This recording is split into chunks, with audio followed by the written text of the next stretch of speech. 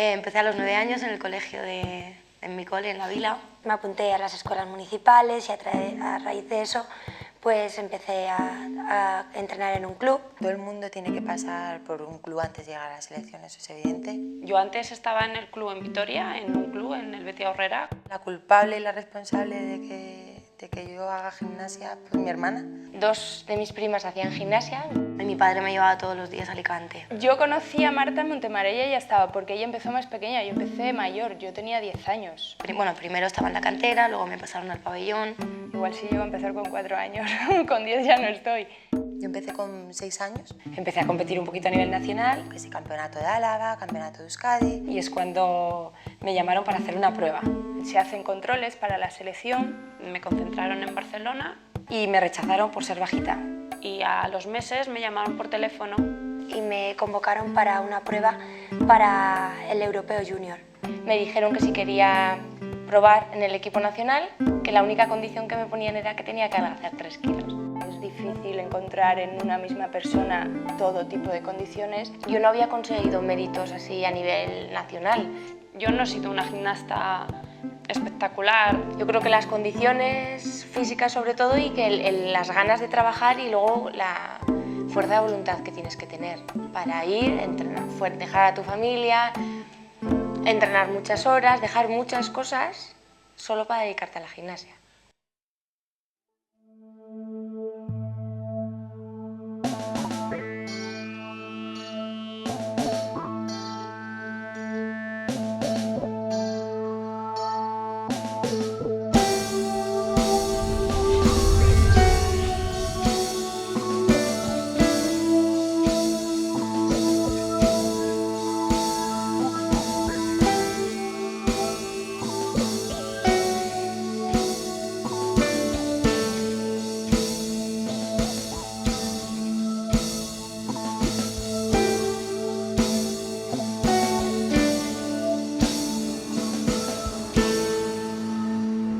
El primer campeonato del mundo que hicimos fue en el 94 en París y la verdad es que nuestro objetivo era clasificarnos entre las 16 primeras para poder pasar al siguiente mundial y para poder coger plaza para la Olimpiada. Y la sorpresa fue que quedamos segundas y en ese conjunto solo estábamos Estelita y yo. El primer día es una sensación muy extraña porque hay mucha gente pero a la vez te sientes muy sola. Después del Mundial de París quedaba Mundial de Viena y Mundial de Budapest. Y esos mundiales eran clasificatorios. Vivíamos en un chalet en Canillejas y vivíamos con la entrenadora. La habitación la teníamos que recoger nosotras, nuestra ropa y todo. Las camas también las teníamos que hacer nosotras. Lo único que había días que eso era mejor no entrar. Sí, al final es un conjunto de 7, llevarnos bien todas era difícil, pero todas teníamos un mismo objetivo, que era llegar a Atlanta y a entrenar para llegar a lo más alto. Entonces eso nos unía mucho y en el tapiz se notaba mucho. Cada persona es un mundo y aparte somos niñas que estás metida en una disciplina que en determinado momento puede afectarte un poco, también estás lejos de tu casa. Cuando yo entrábamos unas cuantas nuevas, pues fue como, bueno, pues todas estábamos con los mismos miedos y mismo todo, ¿no? Pues a ver, a probar, a conocernos. Entonces por eso fue, yo creo que fácil. Yo sí que recuerdo que llegué con otra compañera, con Violeta, nos recogieron al aeropuerto, llegamos a casa y además llegamos por la noche. Y nos preguntó, por ser la primera vez, dice, os voy a dejar cenar. Dice, pero esta noche os voy a pesar y a partir de aquí, pues depende del peso que tengáis, pues ya se verá cómo actúa con la cena, con la comida y todo. Pero sí que nada más llegar me pesaron, ahora que lo estoy pensando. Sí.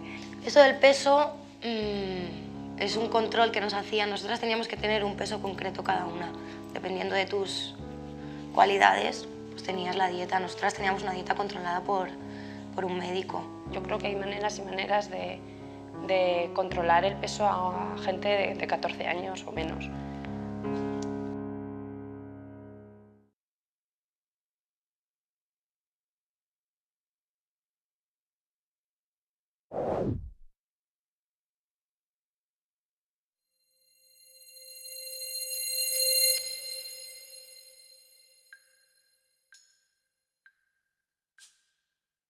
La rutina era levantarte, peso, desayuno y a entrenar.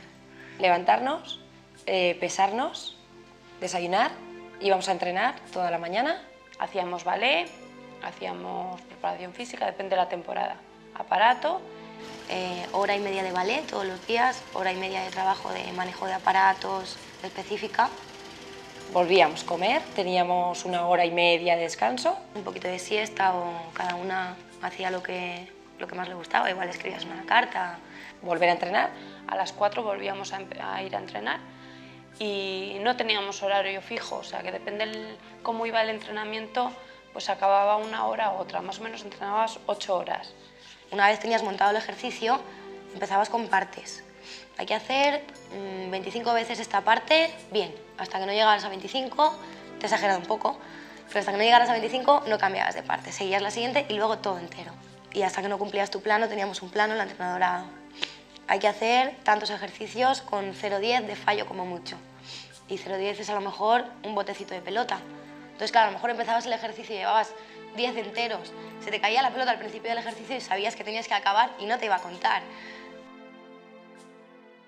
Hubo días que entrenamos 10, 11 horas, entonces claro, esos días reventadas. Cenar y a dormir. Y dormir. Y ese era el día todo el rato igual, de lunes a sábado. Y los domingos descanso.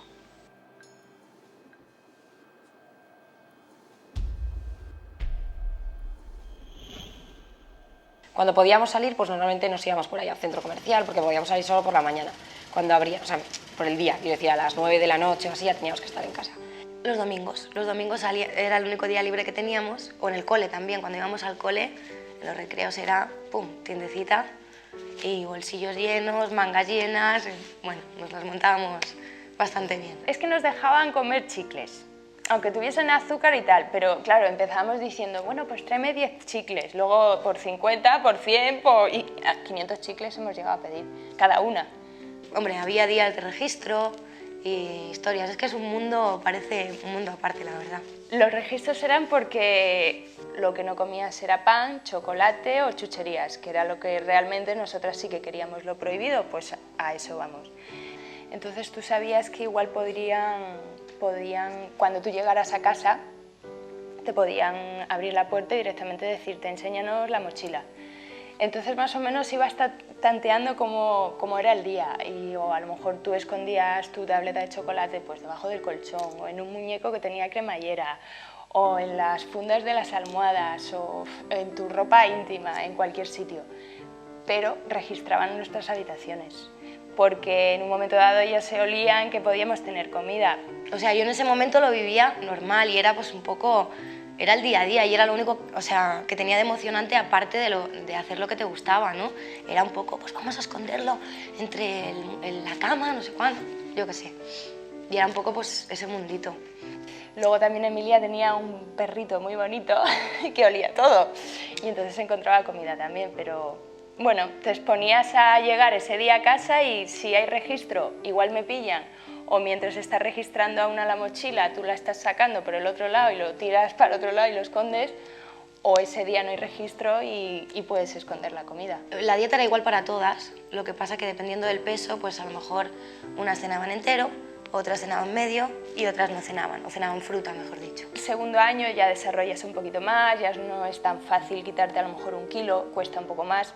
También hay veces que cuando no te sobra muchos kilos es muy difícil quitártelos, ¿no? Es más complicado. Mi peso eran 39-40 kilos. Sí, yo siempre tenía que adelgazar. Sí, yo desde que llegué con 14 años me dijeron tienes que bajar 4 kilos.